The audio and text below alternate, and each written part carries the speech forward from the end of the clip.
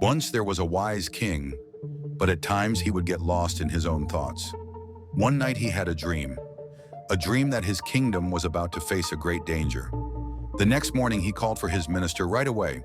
He said, "Minister, today I will ask you 3 questions. If you fail to answer, you will no longer be my minister." The minister bowed his head and replied, "My lord, I'm ready for your questions." The king asked, "First question, if a river dries up and there are 2 cities on its banks, which city will perish first?" The minister smiled and said, "The city that grows wheat, your majesty, because wheat needs more water than anything else."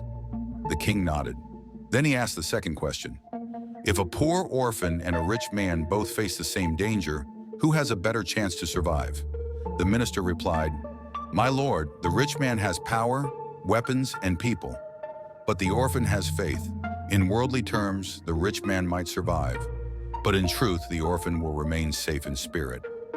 The king stayed silent for a moment, then asked his final and hardest question.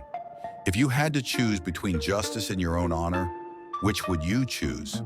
The minister said, "I would choose justice, my king, because a man who abandons justice loses his honor anyway." Hearing this, the king was speechless. He placed his hand on the minister's shoulder and said, "Tonight, you have taught me something no book ever could. A throne stands firm only on justice, not on power." And from that night onward, both the king and his minister changed their hearts, and justice began to shine across the kingdom.